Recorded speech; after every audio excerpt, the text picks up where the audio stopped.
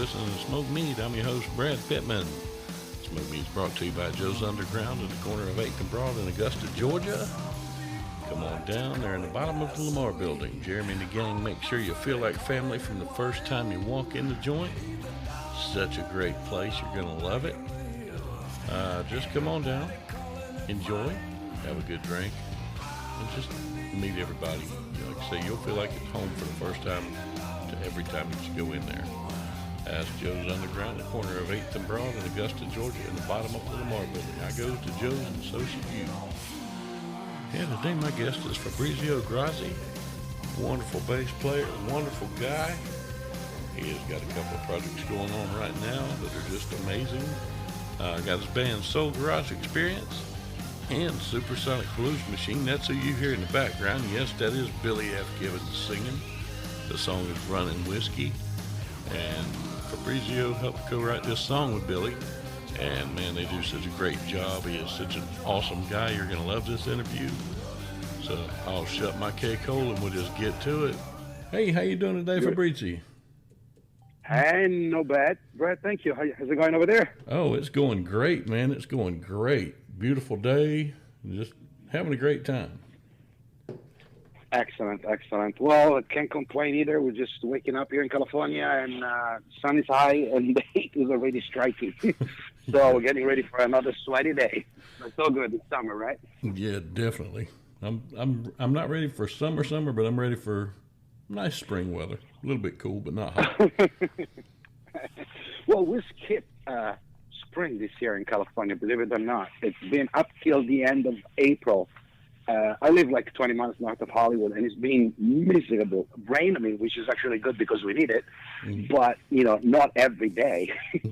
And it was freezing. And so basically we went from like an average of, 40, 45, 37, I wake up in the morning to straight into the 100 or 90s, in May. It was just incredible. Well, here in Georgia, we have two seasons. We have summer and January 14th. That's pretty much our two seasons. Yeah. But yeah, man, I've been excited about this interview coming up, because I know you do a lot of bass. That's your main thing. Yes. And it's funny. I've tried to play the guitar. I wasn't very good with it. And I looked at the bass. I'm like, 4 strings. I can do 4 strings with no problem at all. Yeah, bass is not nearly as easy as it looks.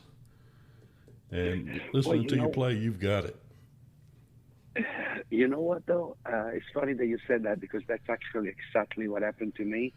I grew up in Milan, in Italy. Mm-hmm.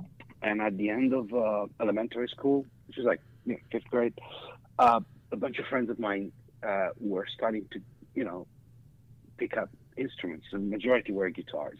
For the following 3 years, like junior high, I had to go and live with my aunt outside Milan because my biological mother passed away, and my father alone couldn't really keep up with me and the school, and his work and everything. So my aunt and my family helped, and I was living with them for 3 years. So basically, I was separated from my, elementary school friends. So by the time I went back for high school, they were all playing. They were all, already they already had 3 years into it. And during junior high, my uncle wanted me to learn how to play piano. And back then I didn't want to hear it. If I can go back, I wish I could go back and change it, but, unfortunately you can't. And because I wanted to play guitar, because I didn't think that the piano either looked good or was like, it was my thing. So I ended up in not doing anything. So by the time I got back to Milan, my friends were already advanced in their playing, but obviously we're still my friends, so we wanted to spend time together and everything. And I ended up in getting this guitar, and I really sucked at it. Suck, it's like an understatement, okay? And we already had like 3 guitar players in the band. Mm-hmm. And one of my friends, probably the closest one, told me, you know what? We love you, but, your guitar playing ain't cutting it. You should play bass. And I'm like, what's bass? It's just like a guitar, but it's got 4 strings. I'm like, 4? It's like less than 6. Yeah, maybe I can handle that. And actually, then within a couple of years, I was playing with every other band around, and a lot of my friends were giving up already. So I guess, that transition actually was what really gave me the spark for my music career. So, but I hear you. You know, that was actually the appeal of less strings and less fingers to worry about when you're putting together chords. Then I figure out later that you don't play chords on bass. Actually, you can, but it's not the primary things that people want from you when you play bass. Yeah. So, you know, I guess that was like my lifesaver as a musician, at least. Yeah, well, hey, man, I'm glad you picked it up because just listening to some of the stuff you've done is just awesome. Like I told you, whenever Great, you thank were, you. when you called me, I was listening to Running Whiskey, you know, with the Supersonic Blues Machine, and I'm like, holy crap, this is amazing. Oh, thank you. And yeah, I mean, and some of the people you played with, I'm sitting here looking at this list, I'm like, good God, you know, I would love to just see some of these people. And he's just made music with them. They've got together and shared that. And you know, Yeah. I mean, Well, the thing is, when I moved to the States in 1990, I went to New York. I had some distant family there, and I joined. I mean, I was already playing in Italy with a lot of other bands, and you know, with some artists too. You know, some famous artists as well. But it wasn't really my thing, right? mm-hmm, I'm into rock, blues, soul, R&B. Back then, obviously, the music was a little bit different, but I always had that kind of like blues tendency, you know, blues and soul, R&B, old school funk, and all that kind of stuff. mm-hmm, When I got to New York, I was playing with a band. It was very, very technical, progressive type of thing. But when after 4 years, I had a chance to move to Los Angeles, and that's where I started. I always, throughout these years, I was very interested in production because even when I was in Italy, back then, obviously, music was different, and I always listened to American records and English records. And you know, even when you had like your little band, and you wanted to go and record a demo, you talk to the studio owner, the engineer, whatever it is. Okay, we want something like this, and they completely went the opposite. So I kind of like forced to learn a few things myself to be able to get at least closer to what I wanted or what it was in my head, right? mm-hmm. Sound-wise. And so I always been very attentive with the production. And even in New York, with the guitar player in my band back then, we kind of like had our little studio in the band house Mm-hmm. in Long Island. And we started to record not only our stuff, but also all of our friends and local bands and stuff like that. So that got me an additional kick. And when I came to Los Angeles, that kind of became almost like a necessity because I started to work with a bunch of other artists from Europe and stuff that were coming here and everything. And obviously that's where, you know, I started to play with Nina Hagen, with Steve Vai and Steve Lukather. They helped me tremendously with this thing. And obviously I learned a lot of stuff. And I guess the proximity with these kind of guitar players kind of like made me the guitar guy, even though I was not a guitar player. Mm-hmm. And I ended up in kind of like developing my own niche in, you know, how to track and work with guitars and all of that. And for some reason, I always found myself hanging with these kind of dudes. Most of these people, and, you know, funny because a lot of these guys were like my idol, or, you know, I guess you can say idol. Yeah, yeah. And they really got me close to other friends, other people, other musicians and idols that then later became my friends. The thing with Supersonic Blues Machine is just actually, it's a result of all this because the band started like 5 years ago, but I guess the seed of the band was like planted about 10 years ago when I was touring with a side band of Steve Lukather of Toto fame and about 1,800 other major famous artists from Boss Skaggs to Alice Cooper to Barbara Streisand to Steely Dan to everyone possibly. I think everybody knows Steve Lukather. And Steve and I have been friends since my early days in Los Angeles because I hired him on a bunch of different Italian recordings from some artists that were coming here to record. We became friends and we did a bunch of things together. And I had an opportunity from a promoter friend of ours in Europe to do a run of shows. They were interested in getting Steve to perform at this like music, kind of like a fair event, like expo type of stuff, right? Mm-hmm. And I asked Steve, hey, you have your solo band, whatever it is. Do you want to do this thing? I mean, I know that you're going to be home in those times. I mean, I'm going to be writing that record, but. And Steve was like, dude, you know what? We always do this thing. We always play here and there. Sometimes, you know, locally we all do the recording, but we never really get to take, you know, to get on the plane and just go out and play and stay out for a while, you know, you and I. So why don't we do that? Why don't this time, why don't you join me? Yeah. And I was like, "Oh, that's fantastic!" And we had Steve Wingert, who's actually a phenomenal keyboard player that actually happens to be his musical director in his solo band. And when it came down to drummer, because I always been picky with drummers, because for me a band sounds as good as your drummer. Yeah.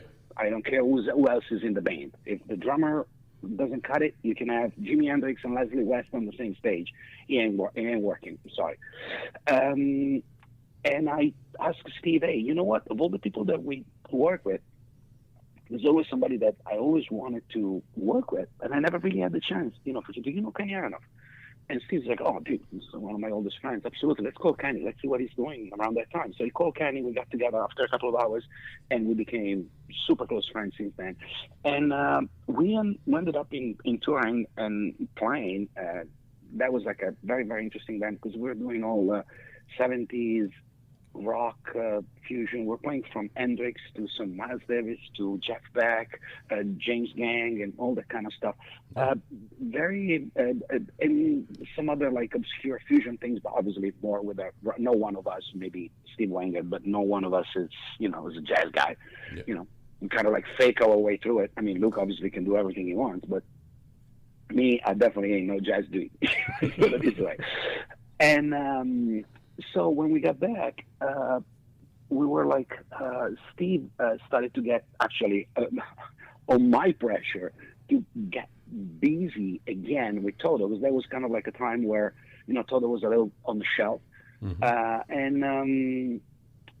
We're kind of like, we find ourselves without a gig. Oh, without a gig. And it's not really without a gig, but, she's like, okay, God knows now when it's going to happen that we go out again with Steve and to do this kind of stuff. And Kenny and I wanted to continue that kind of experience because it was actually really cool to have that kind of like jamming type of situation with this kind of player. So I landed a couple of very interesting production gigs. I produced Leslie West Return record. I got him a deal, and we got a bunch of friends together, Giovanna Massa and Slash and Zach Wild, to play on it. And I hired Kenny to do it. And I was working with a bunch of other bands, a lot of Eastern European artists. It was like a big Russian band from St. Petersburg. It's like one of the top bands in Russian rock. And we ended up in doing 2 records. So Kenny and I worked a lot together, and we're constantly looking out to repeat the Goodfellas experience, right? Till a moment, there was, I think, it was 2015, Billy calls me when we were already friends and we already worked on a few different things together. Billy calls me and says like, hey man, I have a commercial that ZZ Top has been hired to be part of it for this Texas whiskey. I won't mention the brand, obviously. And we cannot. The director wants to use one song, from our upcoming record that was like out of La Futura, their latest studio record. They cannot clear it because there's like 4 different publishers in there, and it's just like a mess. Nobody can, get in agreement on everything. So I wanted to write a new song that probably is even more appropriate. And I'm like, okay, fuck, can I come over? I mean, who's going to turn down Billy Gibbons to write a song? It's great, Billy, come over.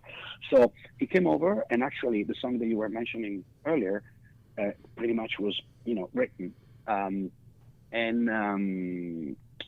By the time we kind of like lay down these, scratch tracks and all of that, just so the idea, Billy's management calls us and it's like, hey guys, have a good and a bad news.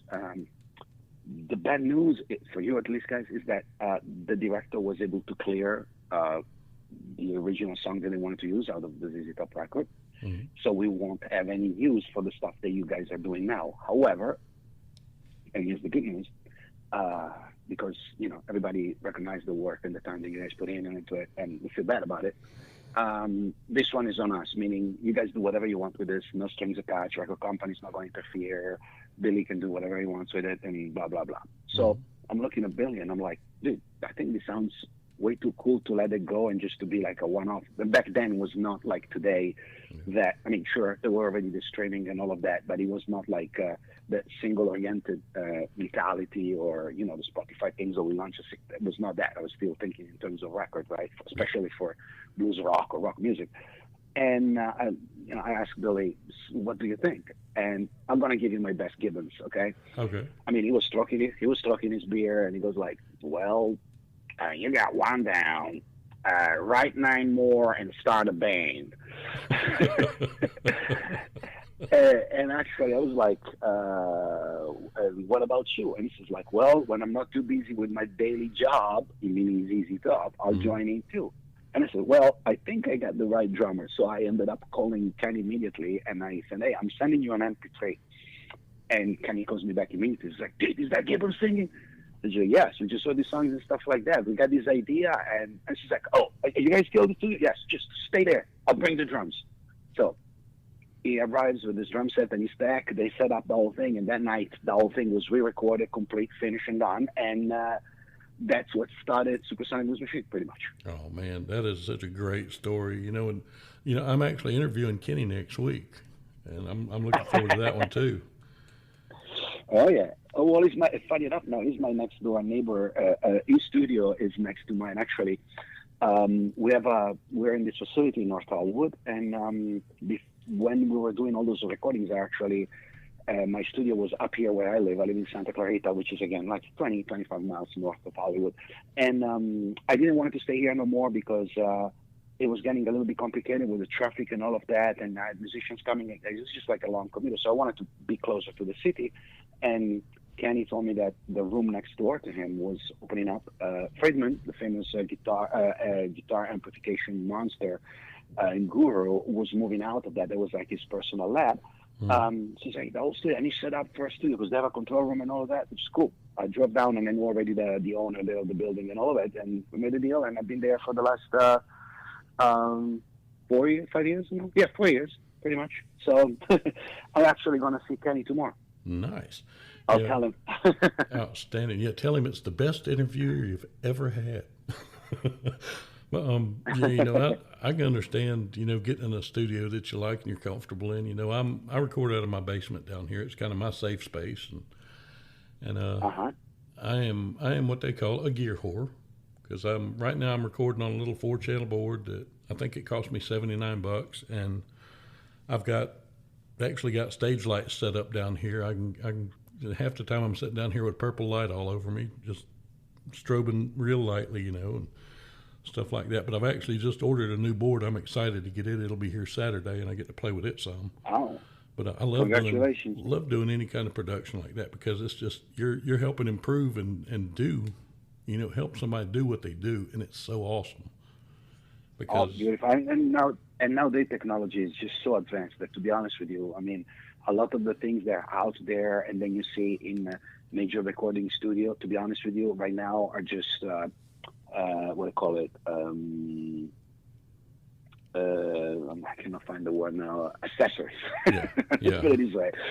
I mean, if you think about it, what it would take back then, like 10 years ago or 20 years ago, to create something, and now it's just like, wow. I mean, I remember one of the first with my band in Italy, a band that I had before I moved to the States. We had to deal with Sony. And actually, that was my favorite, because Sony sent us to Canada a few times and upstate New York to play with American bands, so to get a little bit more, I would say closer to the English language.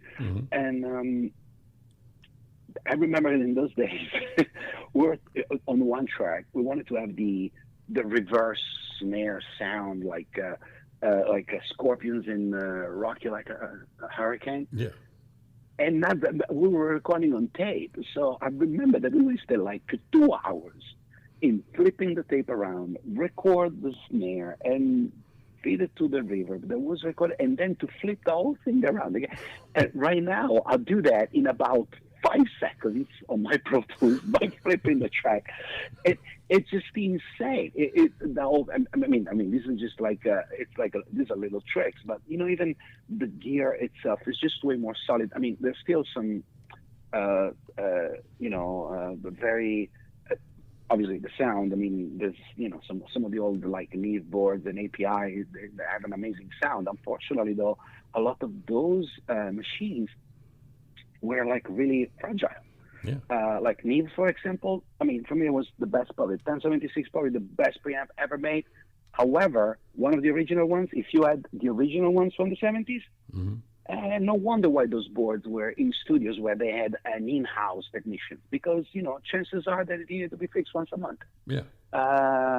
So if you have one of those things right now, I mean, either you send it to one of those like super tech that they really kind of like they resuscitate these gears, and they, you know, use probably more, not necessarily modern component, but the way they're assembled, the way they're fixed in a more contemporary way, and they last longer, they're more reliable. But they're out there right now. There are even copies of perfect replica of some of these gear that are just, you know, insane. They basically give you that type of sound with the reliability of, you know, today's components and, you know, and technology. And also on the digital aspect too. I mean, I remember the early digital recorders. I mean, I remember with my guitar player in New York when we had our studio with a, you know, in the band's house.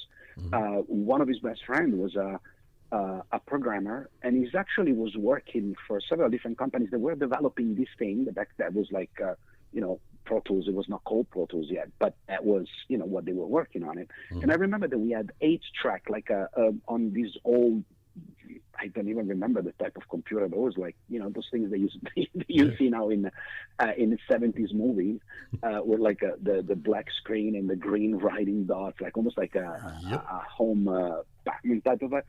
And I remember that recording was awful.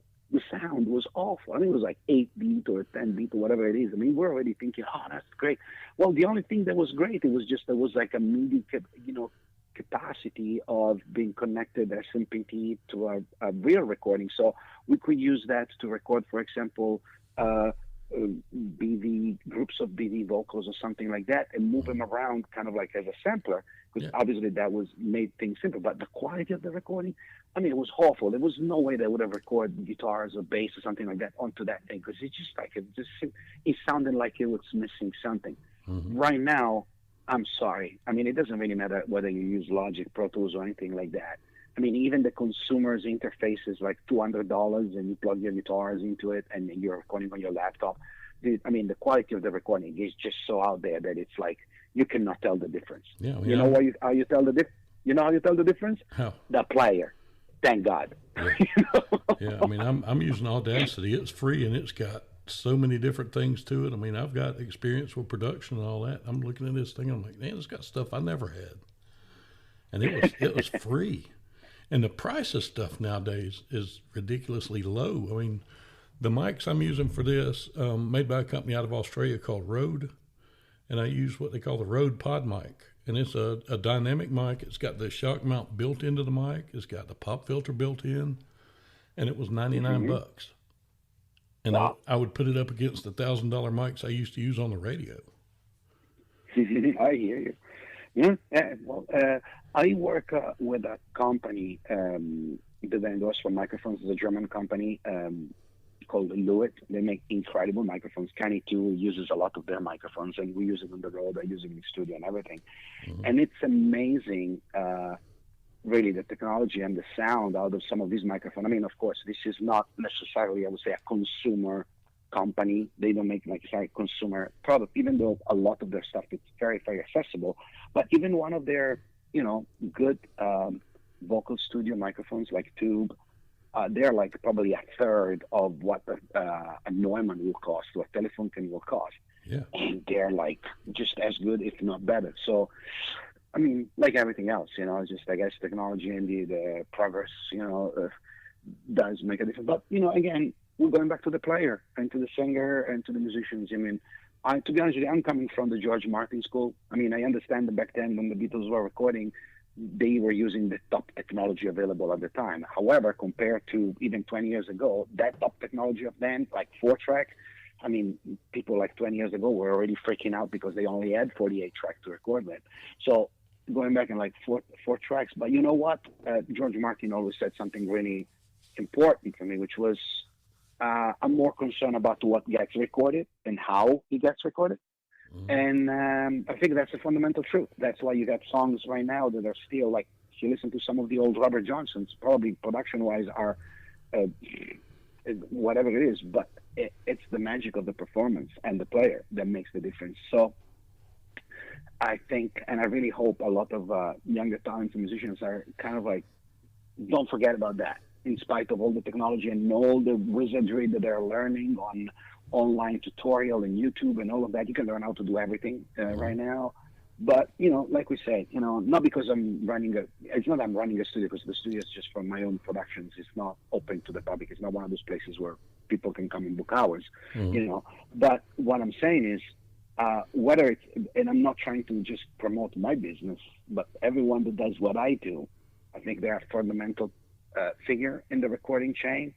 And sure, you can do a record at home, and a lot of young bands or independent artists are doing that. But just because you can, it doesn't mean you should.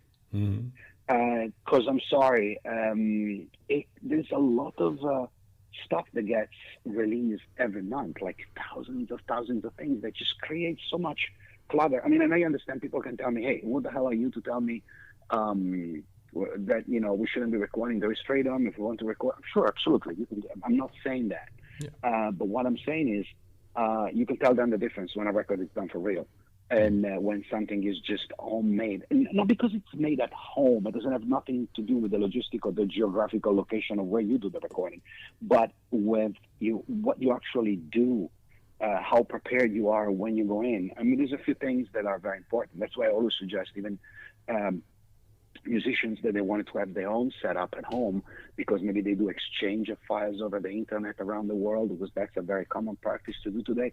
So listen, I understand that you want to spend money to have the top preamp or the top DI or the great guitar, the converter and all of that. How about you invest $200 with a kick-ass engineer that comes to your house, helps to set it up, and if you're a guitar player, it shows you once and for all how the hell you record a proper guitar. Because that would be the best investment that you could have. Otherwise, it's like giving my, 16 years old nephew a Ferrari Testarossa and pretending to drive around like Mario Andretti just because he's driving the same car. It cannot happen. Yeah.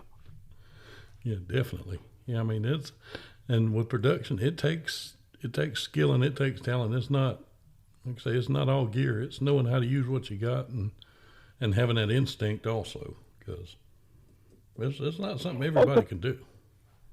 No, but it's a combination of things and everything. And I think sometimes when you work on a record or a song, all of that, it's always good to have somebody that you trust to give you an not external, but an outsider, or maybe like a more, like a no strings attached type of comment or input. Yeah. That's very, very important, because when you spend too much time on your own, then you tend to get everything to sound the same, and even now, I mean, after all the recording that I'm doing, after all the recording that that I did, there's a lot of things that when I'm doing, when it's like full on me, I still take some time in between things. I just let it go for a second. I just play it for some friends. There's a few things here and there, like to just go back and we change it, because, it's not, at the end of the day, the best music is the music that it's interaction with everybody. Yeah. And you already can save something that you handle. I mean, and lucky for me, for the type of music that I generally deal with, it requires for the majority of having real musicians, Sure, I do a lot of stuff with loops and programs and drum machines and all of that, programmed and sound design in a particular way, because that's what the song or the composition or the soundtrack requires. But for the majority, the music that I work on requires the performance of live musicians, and that already brings more of a realistic and fresher take to the overall thing. But I'm thinking about sometimes some of the kids or young musicians, they are in their bedroom and they do everything themselves. I mean, if you do dance music, it's one thing, but if you do rock music, blues, soul, anything like that, and you do everything yourself, I'm sorry, even Prince, that was one of those guys that could do everything, at the beginning wasn't doing everything by himself, because there's just always like a learning curve that you cannot expect to have in everything. Maybe you're like a super talented as a musician and you can easily sit behind the drums and then switch to the guitar and start to sing a song, and you already have great timing, great pocket with super pitch and all of that. But there is something that comes with experience, not only yours, but the one of the people that are working with you, that are collaborating with you, that you learn from. Every single time that you sit down, whether it's just to play a song, whether to jam, or whether just to talk about something. That is just fundamental in the creation of all this. So, I really hope that doesn't go out of style like a lot of other things in our business. Yeah, I'm with you on that one. Well, I tell you, man, I've had a ball sitting here today, and you're welcome on here anytime. Anytime you release anything new, let me know, and I will promote it because, like I say, I'm a fan. Thank you. Well, then, since you're a music lover and stuff, actually, I have two things, if you don't mind me, before we say hi to you and to your listeners. Two very important things at heart. One, it's actually my new project. Actually, I'm in the midst of finishing the new Supersonic Blues Machine record. This is the first studio record that we do. It's our third studio record, but it's the first one that we do with our new singer, guitar player, Chris Barris out of the UK. Is becoming a big star over there, and we're really happy for him because he's a fantastic guy. We already did a record with him, the live record, Road Chronicles, was released last summer. But this is the first studio record. So we're finishing that, and it's going to be released sometime closer to Christmas, I guess. I'm not really sure about the date yet. Worldwide through Masco Label Group. But I'm also working on my solo project. Again, solo project doesn't mean that I'm doing everything myself, even though on some stuff I'm doing most of the music. I have a great group of musicians that are playing with me that we generally play out here in Los Angeles. I have the fantastic Stephen Perkins of Jane's Addictions, Nine Inch Nails, and Infectious Grooves. I've got him too. Legacy. Stephen is just a dear friend of mine, and he's part of my live band. I have the fantastic Derek Day is a young guitar player that is like one of the most mind-blowing guitar players I've ever seen here in Los Angeles. I know this kid since he was 16, and I spotted him on the street in Santa Monica. He was just like, playing on the promenade, doing his thing, and he was playing like and singing like he was playing in front of 10,000 people. And I was just really impressed. So I had to go there and introduce myself, and we started talking, and, we became very good friends. And then also Diamond Mix, one of the finalists from American Got Talent and American Idol, insane soul singer. But this is more like my band, and it's called Soul Garage Experience. We're going to have a couple of singles coming out during the summer. Then I have a full recording coming out early 2021. And, of course, tour for next year, followed by Supersonic Blues Machine Summer and World Tour that was supposed to happen this summer. And so that's very, very, very important. But the other thing that I really would like people to put in a little thought in the next couple of days is that I'm a proud ambassador of Guitar for Vets. Guitars for Vets is a fantastic nonprofit organization that helps our veterans, regardless of how your feelings about the military or war. Trust me, I have my own, but that's not the point. The point is the suffering of our brothers and sisters are real. This month is the celebration. It's celebration of awareness of a post-traumatic stress disorder. And as we know, a lot of our veterans are affected by that. I am the poster child for that. I have got it bad. Okay, well, so you know what I'm talking about. And Guitars for Vets actually helps tremendously vets with guitar lessons, music lessons, and equipment. When people say music heals or the healing power of music, they're not BSing. Maybe they do not this, but it's scientifically proved the level of help and improvement of someone's mental health and stability when working on music and dealing with music and music lessons. So this is something that it's an ongoing experience for me. There is a lot of great people that are ambassadors of this. We're putting together a lot of other events for the summer, for this year, and for the years to come. Again, the campaign is incredibly successful.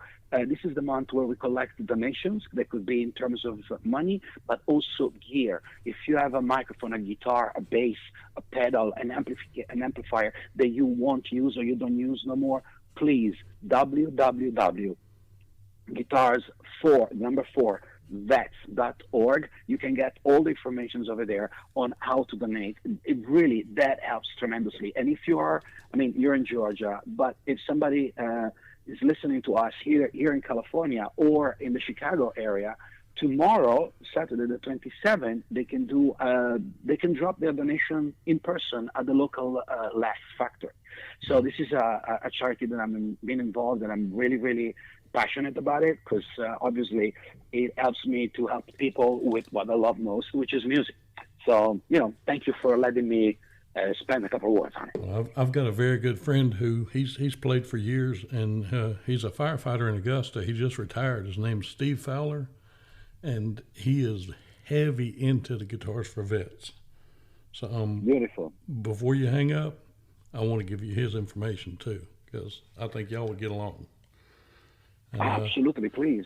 And by the way, for everyone that is out there that wants to follow, what we're doing, both musically, myself and with Guitars for Vets, please come and visit my site, www.FabriZioGrossi.com or www.supersonicblues.com, and check us out follow us on Instagram and on Facebook.